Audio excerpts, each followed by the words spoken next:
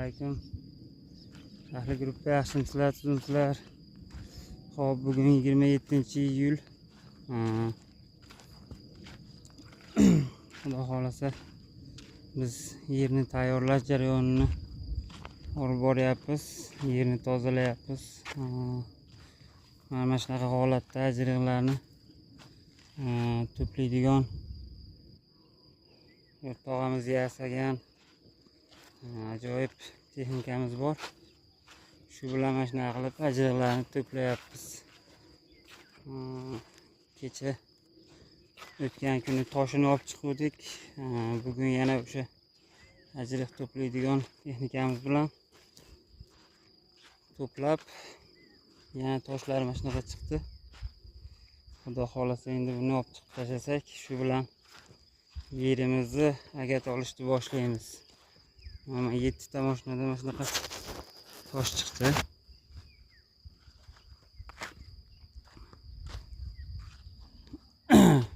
Bu yerlar nomi bilan qo'y toshda, ilgari qo'yday kattalikda toshlar bo'lgan.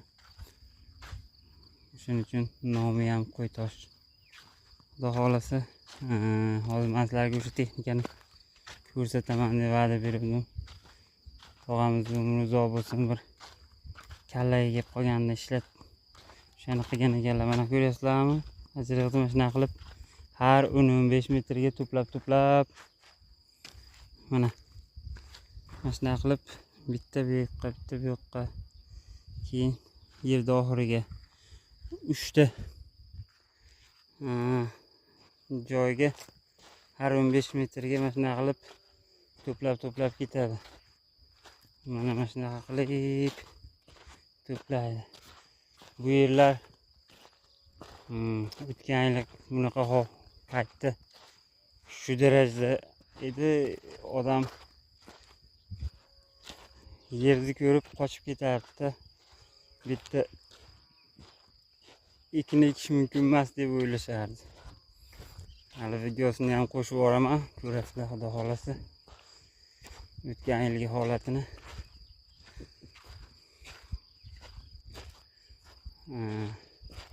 Xudo xolasa mana shu darajaga keldi. Agatimizni, mana yerimizni 50 chizilladik. Maqsad shu tagidagi ajriqlarni, o'tlarni yana tepaga olib chiqish. Hozir biz bu yil 5-marta bu yerga texnika olib kirdik. Maqsad mana shu o'tlarni quritish edi.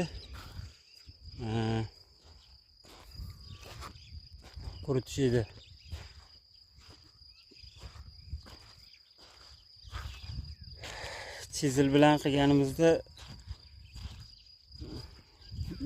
yerni tagidagi ajriqlarni yana tepaga olib chiqib berardi. Shuning uchun shunaqa qildik. Endi xudo xolasa buni ertaga inshaalloh nasib bo'lsa agat olamiz. Agat olganimizdan keyin ham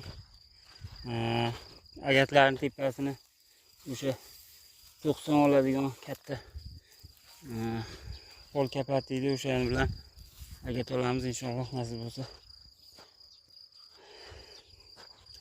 Shundan keyin yana bir tozalaymiz inshaalloh. Mana o'sha bizni texnika bu. Mana shu bilan 10 ta ishchini qilsa bo'ladi. Mana shu 60-70 sut joyda kecha bir kunda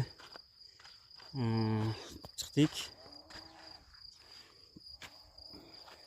Buni layfhack qilib ko'rsa ham bo'ladi. Buni motoblokka yasasa ham bo'ladi. Motobloklar endi chiqdi. Xudo xolasa endi motoblokka ham bitta yasamiz. Osonroq bo'ladi-da. Buni hozir o'sha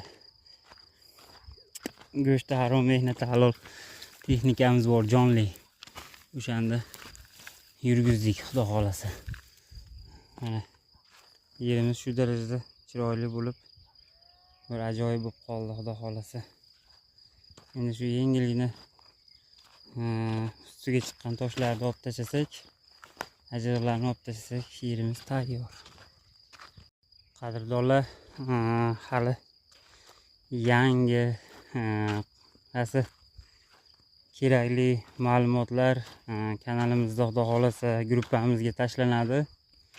Kuzatib boringlar. Xudo xolasa tabiiy ozuqalarni berish, qanaqa NPKlar berish, birinchi ozuqalar qanaqa bo'ladi, barini xudo xolasa video qilib tashlayman. Maqsad shu mana shuni orqasidan, qulpnaychilikni orqasidan, rezavorning orqasidan daromad qilaman, 1-2 so'm pul topaman deganlar adashmasdan, xato qilmasdan chiroyli qilib mahsulotini, mevasini o'sha ekkan rezavorlarni hosilini ko'rishlikka sababchi bo'lish. Xudo xolasa kuzatib boringlar. Xudo xolasa reaksiya bildiringlar. Savollar bo'lsa beringlar. Qo'ldan kelgancha, Alloh qodir qilgancha javob beramiz.